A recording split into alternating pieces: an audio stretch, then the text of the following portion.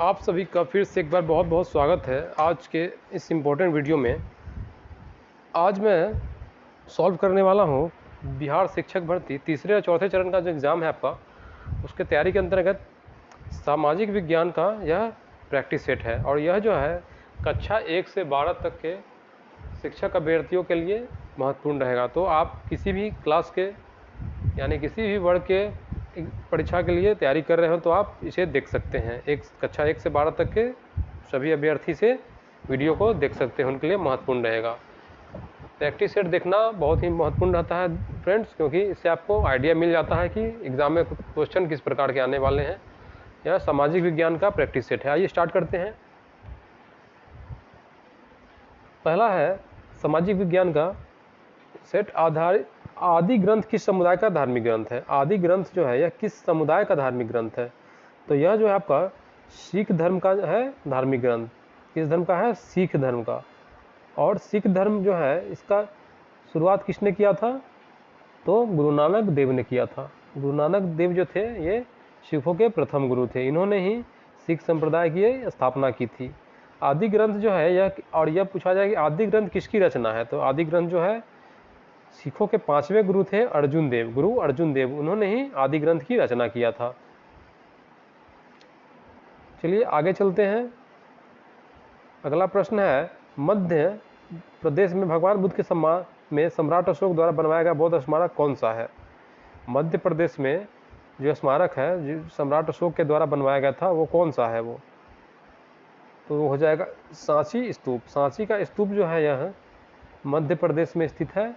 भगवान बुद्ध के सम्मान में सम्राट अशोक ने बनाया था यह बौद्ध स्मारक। यह जो है आपका भोपाल से 46 किलोमीटर की दूरी पर स्थित है। यह ध्यान में रखना है आपको। सांची स्तूप भोपाल से 46 किलोमीटर की दूरी पर स्थित है। अच्छा चलिए आगे चलते हैं। 73 नंबर है नालंदा विश्वविद्यालय को विश्व के महान प्राचीन विश्वविद्यालयों में से एक तथा महत्वपूर्ण बौद्ध शैक्षणिक उत्कृष्टता केंद्र माना जाता है। इसकी स्थापना किस भारतीय शासक ने की थी? नालंदा विश्वविद्यालय की स्थापना किस भारतीय शासक के द्वारा किया गया था? तो ये किया था कुमारगुप्त प्रथम के द्वारा। कुमारगुप्त प्रथम जो था इसने ही नालंदा विश्वविद्यालय का स्थापना किया था। और यह जो है बौद्ध शैक्षणिक उत्कृष्टता केंद्र माना जाता था। बौद्ध धर्म के लिए यह जो है बहुत ही विशेष महत्व रखता है। और एक और प्रश्न यहाँ बनता है फ्रेंड्स कि नालंदा विश्वविद्यालय को ध्वस्त किसने किया था? तो ये बख्तियार खिलजी था जिसने नालंदा विश्वविद्यालय को ध्वस्त कर दिया था। एक और प्रश्न यहाँ पे है फ्रेंड्स बनता है कि भारत का प्राचीनतम विश्वविद्यालय कौन सा है? तो भारत का प्राचीनतम विश्वविद्यालय जो है तक्षशिला विश्वविद्यालय था। तक्षशिला विश्वविद्यालय जो है ये 6ठी से 7वीं शताब्दी ईसा पूर्व में हुई थी। चलिए आगे चलते हैं। अगला प्रश्न है 74 नंबर 1861 में भारतीय पुरातत्व सर्वेक्षण की स्थापना किसके द्वारा की गई थी? तो ये अलेक्जेंडर कनिंघम के द्वारा हुई थी। आगे है 326 ईस्वी पूर्व में भारत पर आक्रमण करने के लिए सिकंदर ने सबसे पहले निम्नलिखित में से किस नदी को पार किया था? तो उसने सिंधु नदी को सर्वप्रथम पार किया था। अलेक्जेंडर जो था अलेक्जेंडर द ग्रेट, उसने सिंधु को नदी को पार करके भारत पे आक्रमण किया था। आगे चलेंगे। जिस सहायक संधि के आधार पर ब्रिटिश अपनी पूरी शक्ति का प्रयोग करके बाह्य एवं आंतरिक खतरों में भारतीय रियासतों की सुरक्षा के लिए जिम्मेदार थे वो किसके द्वारा प्रतिपादित की गई थी? तो यह जो है लॉर्ड वेलेस्ली के द्वारा प्रतिपादित की गई थी। चलिए क्वेश्चन नंबर 77 पे चलते हैं। फॉरवर्ड ब्लॉक पार्टी के संस्थापक कौन थे? फॉरवर्ड ब्लॉक पार्टी के संस्थापक कौन थे यहाँ पूछा गया है। तो कुछ लोग को पता भी होगा कि फॉरवर्ड ब्लॉक जो थे पार्टी इसके संस्थापक थे सुभाष चंद्र बोस। सुभाष चंद्र बोस ने फॉरवर्ड ब्लॉक की स्थापना की थी। यह बहुत ही महत्वपूर्ण प्रश्न है फ्रेंड। यह बीपीएससी में कई बार रिपीट किया हुआ प्रश्न है। और इन्होंने कब किया था? तो ये पूछा जाए तो कांग्रेस से इस्तीफा देने के बाद इन्होंने 1939 में फॉरवर्ड ब्लॉक का गठन किया था। चलिए आगे चलेंगे। अगला प्रश्न है वह प्रथम भारतीय कौन थे जो ब्रिटिश हाउस ऑफ कॉमन्स के सदस्य के लिए चुनाव लड़े थे? तो वह थे व्योमेश चंद्र बनर्जी, यानी WC बनर्जी जो थे ब्रिटिश हाउस ऑफ कॉमन्स के सदस्य के लिए चुनाव लड़े थे। व्योमेश चंद्र बनर्जी जो थे ये कांग्रेस के प्रथम अध्यक्ष भी रह चुके हैं। WC बनर्जी जो है कांग्रेस के प्रथम अध्यक्ष रह चुके हैं। आगे चलेंगे, कर्नाटक 79 नंबर है। कर्नाटक का मैसूर पैलेस निम्नलिखित में से किस राजवंश का आधिकारिक निवास था? कर्नाटक में स्थित जो मैसूर पैलेस है यह निम्नलिखित में से किस राजवंश का ऑफिशियल जो था रेसिडेंस यानी आधिकारिक निवास था? तो ये था, किसका था? वाडियार। वाडियार जो थे राजवंश, इन्हीं का आधिकारिक निवास स्थान था कर्नाटक का मैसूर पैलेस। अगला प्रश्न है 80 नंबर, हिटलर ने किस संधि को राजमार्ग की डकैती कहा था? तो इसने वर्साय की संधि को कहा था। हिटलर ने वर्साय की संधि को राजमार्ग की डकैती कहा था। अगला प्रश्न देखेंगे 81 नंबर, किस अमेरिकी राष्ट्रपति ने न्यू डील लागू की? कि अमेरिका का कौन सा राष्ट्रपति था जिसने न्यू डील को लागू किया था? तो वो था FD रूजवेल्ट ने। FD रूजवेल्ट ने किया था। अगला है 82 नंबर, राजा राम मोहन राय के संबंध में इनमें से कौन सा कथन सही नहीं है? देखिए, उन्होंने आर्य समाज की स्थापना की थी।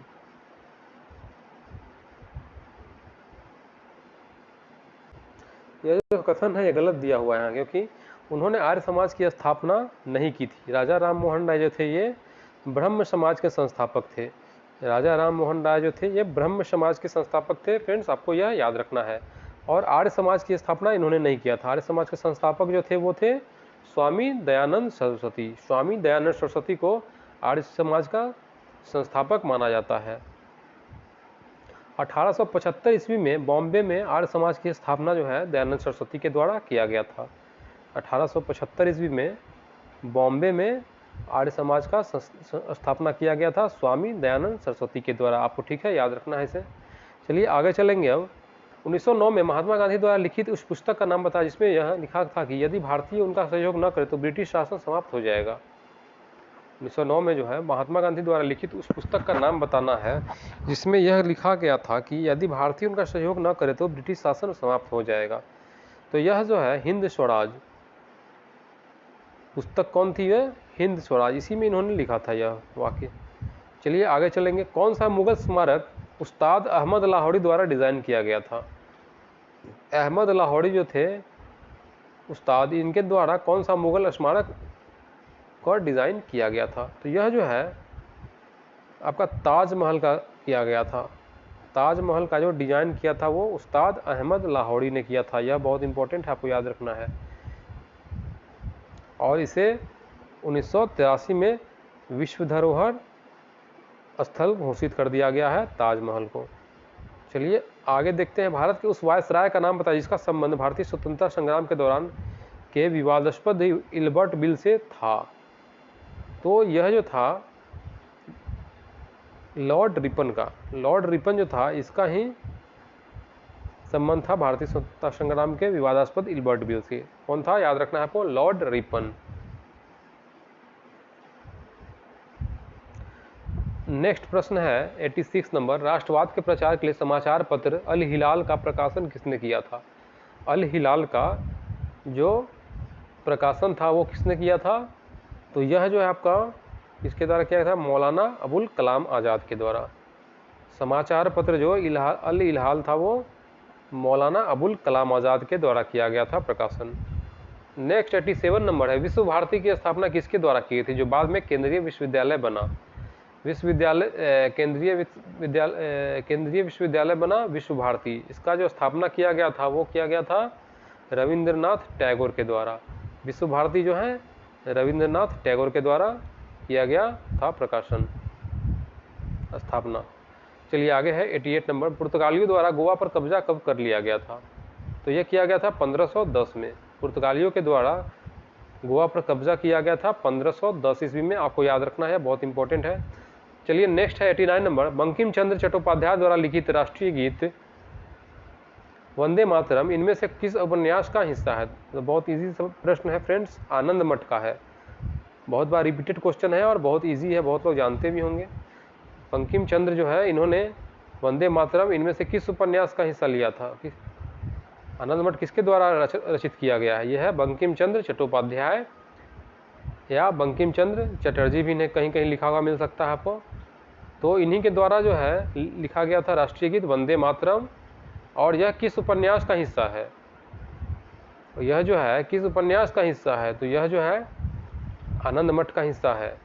चलिए नेक्स्ट देखते हैं 90 नंबर। भारत छोड़ो आंदोलन के दौरान अरुणा अशरफ अली ने ब्लैंक इनमें राष्ट्रीय कांग्रेस का झंडा फहराया। तो यह हो जाएंगे इनमें से कोई नहीं।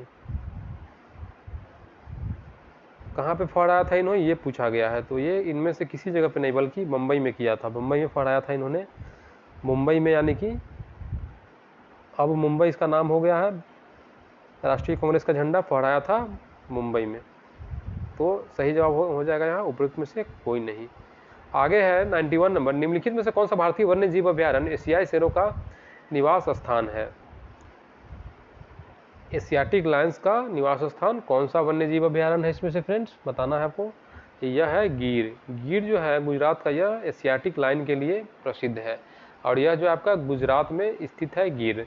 यहाँ जो है भारी मात्रा में एशियाई शेर निवास करते हैं। चलिए आगे चलते हैं। 92 नंबर है। इनमें से कौन सा भूमध्य सागर में स्थित सबसे बड़ा द्वीप है? भूमध्य सागर में सबसे बड़ा स्थित द्वीप जो है इसमें से वो है सिसिली। सिसिली द्वीप जो है यह भूमध्य सागर में स्थित सबसे बड़ा द्वीप है, आपको याद रखना है। आगे है 93 number. Gulf streams. Gulf streams जो है यह कहाँ किस खाड़ी से निकलती है बताना है। तो यह जो है गल्फ स्ट्रीम मैक्सिको की खाड़ी से निकलती है। 93 का सी हो जाएगा आपको, मैक्सिको की खाड़ी से निकलती है गल्फ स्ट्रीम। नेक्स्ट है 94 नंबर। निम्नलिखित में से कौन सा बंदरगाह भारत के पूर्वी तट पर स्थित है? भारत के पूर्वी तट पर स्थित जो है वो है एक से अधिक। इसमें से पूर्वी तट पर कौन कौन इसमें स्थित है बता दूं आपको कि कांडला बंदरगाह यहाँ पूछा गया है पूर्वी तट पर। देखिए इसमें से जो है तूतीकोरिन, हल्दिया, पारादीप भारत के पूर्वी तट पर स्थित है। ये सभी जो है भारत के पूर्वी तट पर स्थित है। तो यहाँ जो हो जाएगा आपका आंसर 94 का एक से अधिक, सही जवाब हो जाएगा मोर देन 1। आगे चलेंगे 95 नंबर। इनमें से किस भारतीय राज्य में अभी भी रेड होल माइनिंग की जाती है? रेड होल माइनिंग जो है यह मेघालय में की जाती है। कहाँ की जाती है? मेघालय में। मेघालय की राजधानी कहाँ है? शिलोंग। चलिए आगे चलते हैं। तेंदू, अमलतास, बेल जैसे सामान्य पेड़ भारत के किस प्रकार के वनों में पाए जाते हैं? तेंदू, अमलतास, बेल जैसे सामान्य पेड़ जो है यह भारत के किस प्रकार के वनों में पाए जाते हैं? तो यह जो है शुष्क पर्णपाती वन में पाए जाते हैं। ये जो पेड़ है यह शुष्क पर्णपाती वन में पाए जाते हैं। अगला प्रश्न है 97 नंबर। उस जल निकासी पैटर्न का नाम बताइए जहां नदी एक पहाड़ी से निकलती है और सभी दिशाओं में बहती है। आपको बताना है इसमें उस जल निकासी का पैटर्न का नाम बताना है जहां नदी एक पहाड़ी से निकलती है और सभी दिशाओं में बह जाती है। तो वह जो है आपका सही जवाब होगा अरीय जल पैटर्न। अरीय जल पैटर्न जो है निकासी एक नदी पहाड़ी से निकलती है और सभी दिशाओं में फैल जाती है। अगला प्रश्न देखते हैं। निम्नलिखित में से कौन सी हिमालय की दूसरी सबसे ऊंची चोटी है? हिमालय की दूसरी सबसे ऊंची चोटी कौन सी है? K2। K2 जो है यह भारत की सबसे हिमालय की दूसरी सबसे ऊंची चोटी है। और भारत का अगर पूछा जाए कि भारत की सबसे ऊंची पर्वत चोटी कौन सी है तो यह है K2 काराकोरम। गॉडविन ऑस्टिन जो है, गॉडविन ऑस्टिन, यह K2 यानी काराकोरम पर्वत श्रेणी पर अवस्थित है। चलिए आगे चलते हैं। 79 नंबर है।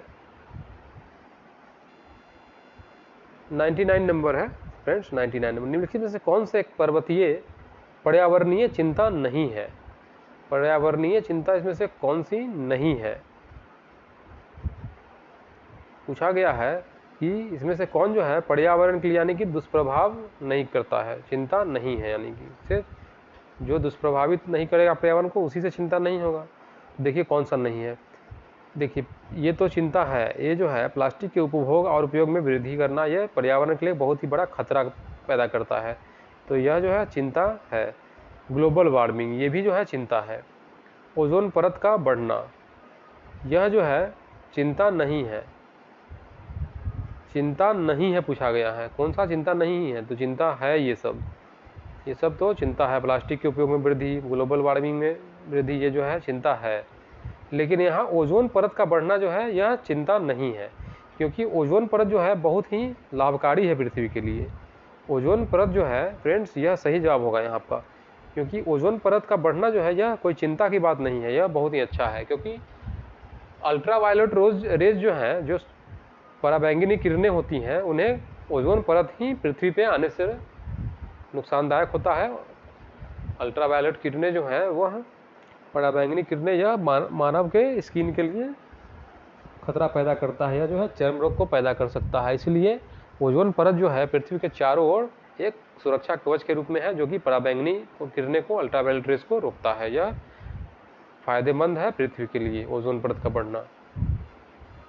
चलिए आगे चलेंगे 100 नंबर पर। गुजरात में स्थित प्रसिद्ध पेट्रोलियम साइट का नाम क्या है? गुजरात में कौन सा पेट्रोलियम साइट है? तो ये है, गुजरात में स्थित है पेट्रोलियम साइट का नाम अंकलेश्वर। अंकलेश्वर जो है यह गुजरात में स्थित पेट्रोलियम साइट है। आगे है, काली मिट्टी के बारे में से कौन सा कथन सही है? काली मिट्टी के बारे में सबसे सही कथन कौन सा है इसमें? तो यह हो जाएगा, यहाँ जो है सबसे सटीक जवाब होगा बी नंबर। यह दक्षिणी पठारों के अधिकांश हिस्से में पाई जाती है। अगला है सवाल 102 नंबर, राष्ट्रीय राजमार्ग विकास परियोजना के अंतर्गत ईस्ट वेस्ट कॉरिडोर कहाँ से कहाँ तक है? ईस्ट वेस्ट कॉरिडोर जो है यह कहाँ से कहाँ तक स्थित है? तो यह है सिलचर से पोरबंदर तक। सिलचर से पोरबंदर तक स्थित है।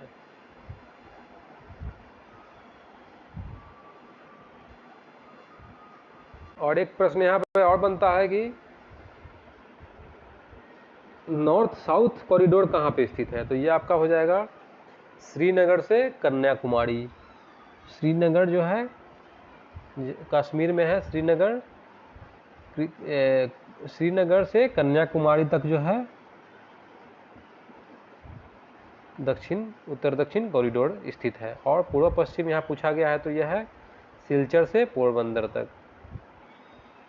चलिए आगे चलते हैं। प्रश्न है, निम्नलिखित में से कौन सी आग्नेय सेल नहीं है? आग्नेय सेल कौन सी नहीं है से पूछा गया है। तो सही जवाब हो जाएगा डोलोमाइट। डोलोमाइट जो है यह आग्नेय सेल नहीं है। यह जो है मैग्नीशियम का एक अयस्क है। डोलोमाइट जो है यह मैग्नीशियम का एक अयस्क है। चलिए आगे चलते हैं। 104 नंबर, भारत में वायु प्रदूषण की रोकथाम और नियंत्रण अधिनियम कब लागू हुआ था? वायु प्रदूषण की रोकथाम के लिए अधिनियम जो है कब लागू हुआ था भारत में? तो ये हुआ था, यहाँ सही जवाब हो जाएगा 1987 में।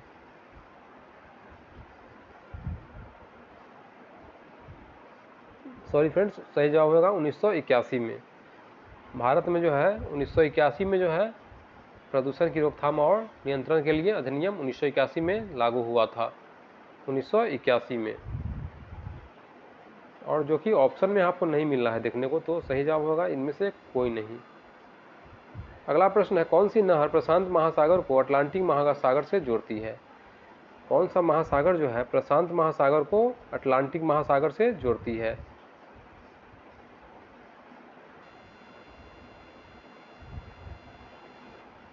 तो इसका शहर हो जाएगा, सही जवाब हो जाएगा, कौन सा नहर है प्रशांत महासागर को अटलांटिक से महासागर से जोड़ती है? तो ये हो जाएगा आपका पनामा नहर है। सही जवाब होगा पनामा नहर जो है प्रशांत महासागर को अटलांटिक महासागर से जोड़ती है, जो कि ऑप्शन में आपको देखने को नहीं मिल रहा है। तो इसलिए फ्रेंड्स आपका सही जवाब होगा कोई नहीं, ऑप्शन नंबर डी। अगला है, नीलगिरी पहाड़ियों के संबंध में निम्नलिखित में से कौन सा सही नहीं है कथन? तो इसका सही जवाब होगा बी नंबर, यह कर्नाटक का एक पहाड़ी क्षेत्र है। नीलगिरी जो है यह कर्नाटक का पहाड़ी क्षेत्र नहीं है, बल्कि यह जो है आपका नीलगिरी हिल्स जो है तमिलनाडु में स्थित है। तमिलनाडु में स्थित यह है नीलगिरी हिल्स।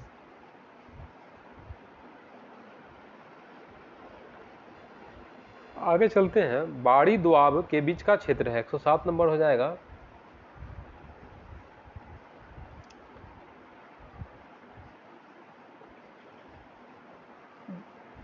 बाड़ी दोआब का क्षेत्र जो है, बाड़ी दोआब के बीच का क्षेत्र कौन सा है, तो ये हो जाएगा रावी के बीच का क्षेत्र हो जाएगा, रावी। और सही आंसर क्या हो जाएगा, बी नंबर, व्यास और रावी। व्यास और रावी इसका सही आंसर हो जाएगा। आगे चलेंगे हम, भारत के सुंदरवन डेल्टा में किस प्रकार के वन पाए जाते हैं। सुंदरवन डेल्टा जो है भारत में, इसमें जो है मैंग्रोव वन पाए जाते हैं, आपके मैंग्रोव वन पाए जाते हैं। और यहाँ जो है सुंदरी नाम का एक वृक्ष है जो सबसे अधिक यहाँ पाया जाता है, इसलिए इसका नाम सुंदरवन इसी के नाम पे पड़ा है। यह भी आपको फ्रेंड फैक्ट है, बहुत इंपॉर्टेंट फैक्ट है, याद रखना है। और मैंग्रोव वन जो है पर्यावरणीय दृष्टि से बहुत ही महत्वपूर्ण है,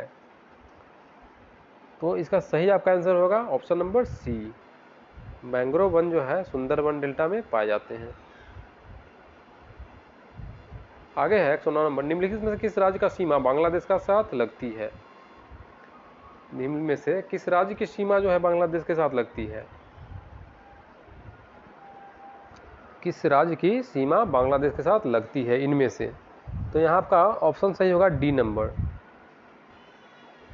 मोर देन वन, एक से अधिक हो जाएगा। क्योंकि यहाँ जो है आपका मेघालय का लगता है, मिजोरम का भी लगता है, और इसके अलावा जो है त्रिपुरा का भी लगता है, तो आपका सही आंसर हो जाएगा एक से अधिक। तीनों जो है यहाँ, तीनों का सीमा बांग्लादेश के साथ लगता है। चलिए आगे चलेंगे, 110 नंबर, निम्नलिखित में से कौन सा सुनामी का कारण नहीं है।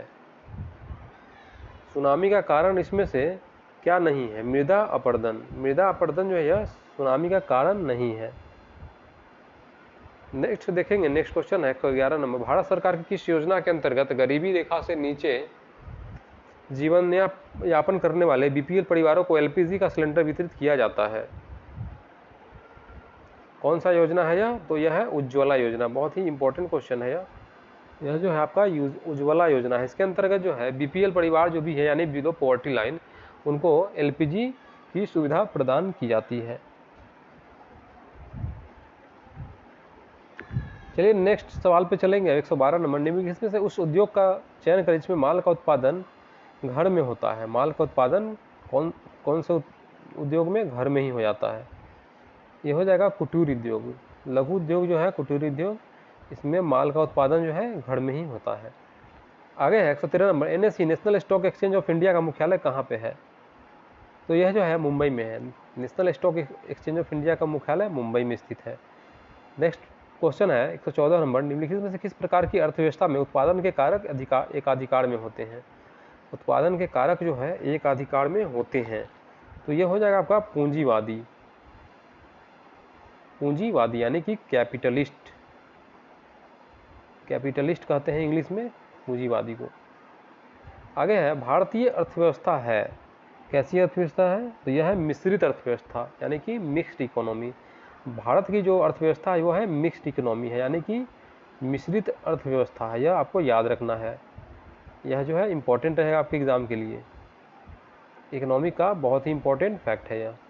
आगे चलेंगे, कौन सी पंचवर्षीय योजना पीसी महालनोबिस मॉडल पर आधारित थी। कौन सा योजना जो है पंचवर्षीय योजना, यानी कि वो पीसी महालनोबिस मॉडल पर आधारित थी, तो यह हो जाएगा दूसरी पंचवर्षीय योजना थी। आगे है 117 नंबर, भारत में केंद्र राज्य संबंधों के सुधार हेतु उपयोग का सुझाव देने के लिए अप्रैल 2007 में नियुक्त आयोग का प्रमुख कौन था, तो ये था MM पुंछी। कौन था, MM पुंछी। अगला है एक्सपोर्ट इंपोर्ट एग्जिम बैंक जो होता है, यानी कि एग्जिम बैंक ऑफ इंडिया की स्थापना किस वर्ष की गई थी, तो यह किया गया था, यह है आपका 1993 में किया गया था, जो कि ऑप्शन में देखने को नहीं मिल रहा है, इसलिए सही आंसर होगा कोई नहीं, ऑप्शन नंबर ई। अगला है नोट जारी करने के लिए भारतीय रिजर्व बैंक द्वारा कौन सी प्रणाली अपनाई जाती है, तो ये जो है मिनिमम रिजर्व सिस्टम अपनाई जाती है, option C minimum reserve system.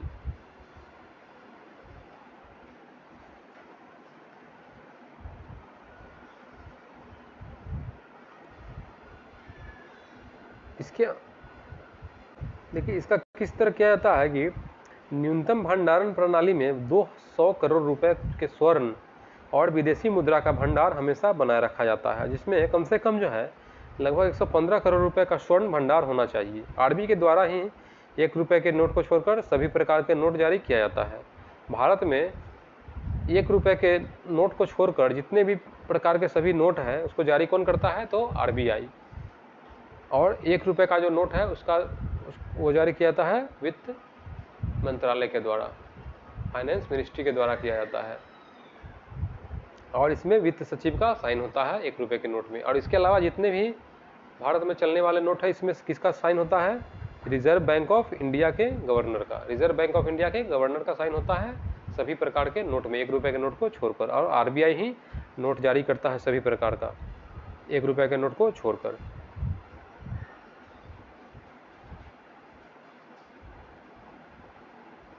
चलिए 120 नंबर पे चलेंगे। आईबीआरडी और आईडीए के अंग है 120।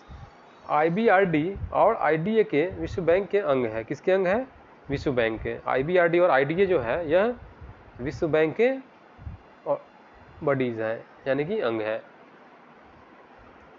आईबीआरडी का फुल फॉर्म है अंतर्राष्ट्रीय पुनर्निर्माण एवं विकास बैंक, और आईडीए है अंतर्राष्ट्रीय विकास संघ।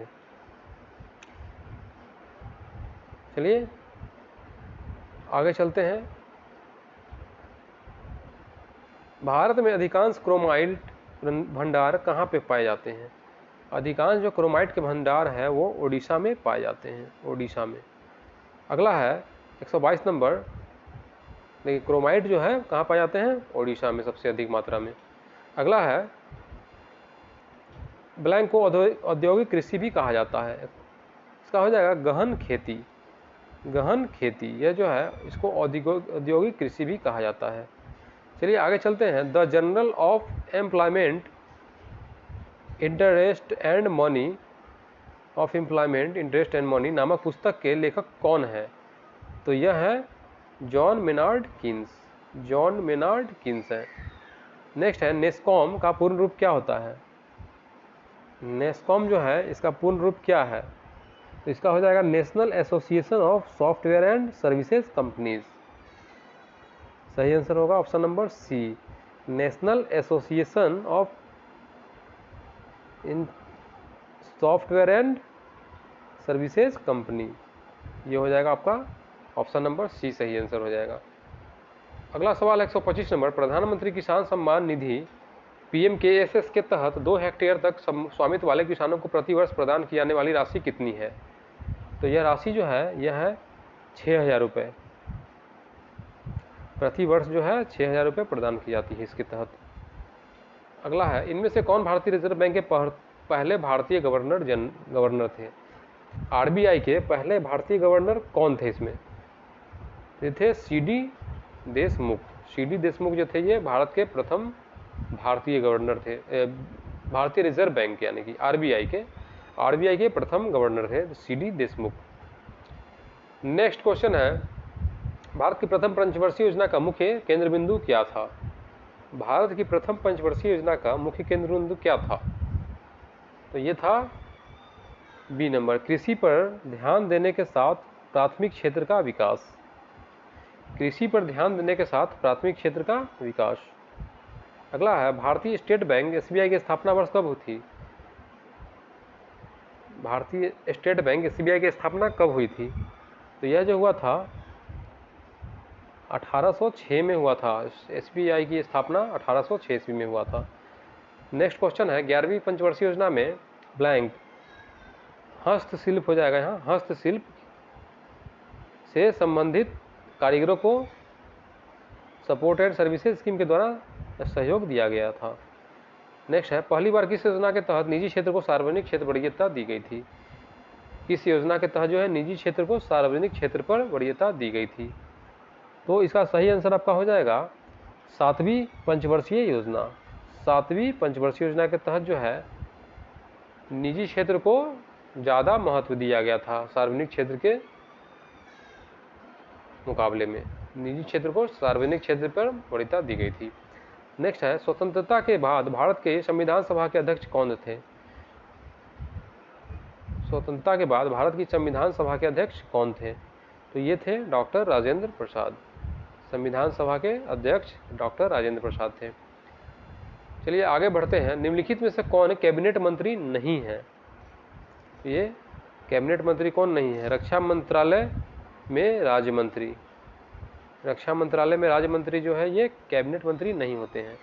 अगला है, भारतीय संविधान में मौलिक अधिकार किस संविधान में अंगीकार किए गए हैं?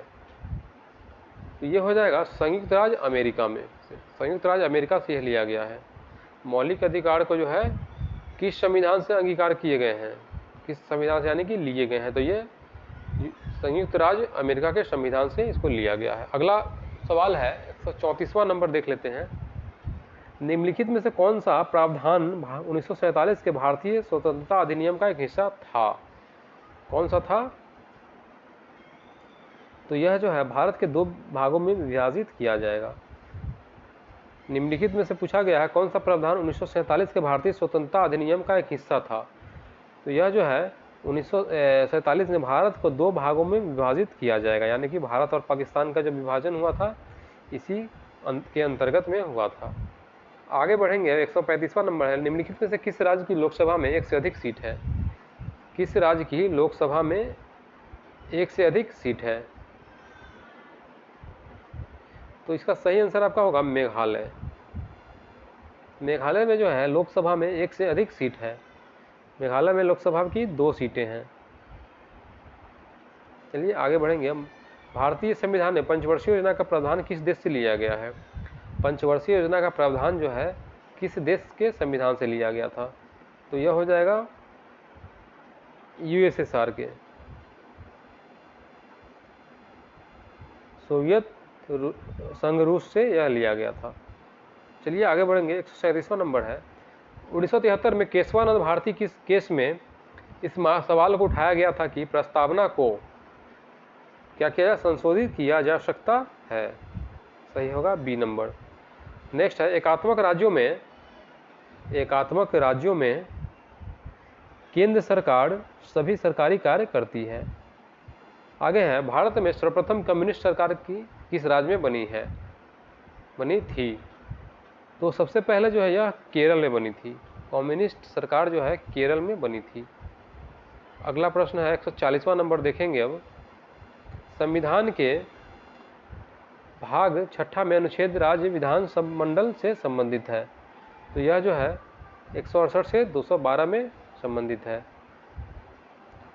आगे है, भारत में केंद्रीय मंत्री की पद की स्थापना से संबंधित प्रावधान। केंद्रीय मंत्री पद की शपथ से संबंधित प्रावधान कहाँ से है? तो ये हो जाएगा आपका 3री अनुसूची से है। आगे है, 31 दिसंबर 1947 को भारत की संविधान सभा में निम्नलिखित में से को प्रांत का प्रतिनिधित्व अधिकतम था? तो ये हो जाएगा आपका संयुक्त प्रांत इसका सही आंसर हो जाएगा। चलिए बढ़ते हैं आगे। निम्नलिखित में से किस वर्ष में महारानी विक्टोरिया की उद्घोषणा में यह ऐलान किया गया था कि इसके बाद से भारत ब्रिटिश राज्य द्वारा और उसके नाम पर एक राज्य सचिव के माध्यम से शासित होगा? इसका सही आंसर हो जाएगा फ्रेंड्स ए नंबर 1858। नेक्स्ट क्वेश्चन है, संघ और केंद्र सरकार के खातों के संबंध में संवैधानिक शक्तियों और कर्तव्यों का प्रयोग निम्नलिखित में से किसके द्वारा किया जाता है? किसके द्वारा किया जाता है? तो यह जो है आपका भारत के नियंत्रण और महालेखा परीक्षा, controller and auditor general of India, सही आंसर हो जाएगा इसका।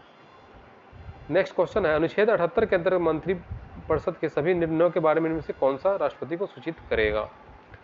तो सूचित करेगा कौन? प्रधानमंत्री करेगा। अगला है, लोकसभा के प्रथम आम चुनाव कहाँ पे आयोजित किए गए थे? तो ये किए गए थे 51-52 में। 1951-52 में लोकसभा के प्रथम आम चुनाव आयोजित किए गए थे। कब? बहुत इंपॉर्टेंट प्रश्न है फ्रेंड। भारत में लोकसभा का प्रथम चुनाव जो है कब आयोजित किया गया था? तो ये 1951-52 के सत्र के दौरान किया गया था। अगला है, भारतीय संसद के पहले स्पीकर कौन थे? भारतीय संसद के जो पहले जो थे स्पीकर वो थे जीबी मावलंकर।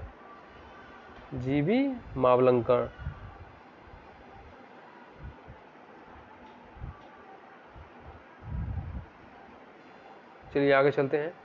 यदि न्यायपालिका ये मानना है कि संसद द्वारा पारित विशेष कानून संविधान के मूल ढांचे का उल्लंघन करते हैं तो उसके पास ऐसे कानूनों को रद्द करने की शक्ति है। इसे क्या कहा जाता है? तो इसे कहा जाता है न्यायिक समीक्षा। न्यायिक समीक्षा इसका सही आंसर होगा। नेक्स्ट क्वेश्चन है, गृह मंत्रालय ने किस भारतीय रक्षा क्षेत्र के प्रमुखों को वित्तीय शक्ति को विस्तारित किया है? तो किया है इसको केंद्रीय सशस्त्र पुलिस बल। केंद्रीय सशस्त्र पुलिस बल। नेक्स्ट है परमाणु ऊर्जा, नेक्स्ट और लास्ट, परमाणु ऊर्जा विभाग का प्रबंधन किसके अधीन है? परमाणु ऊर्जा विभाग का प्रबंधन जो है किसके अधीन है?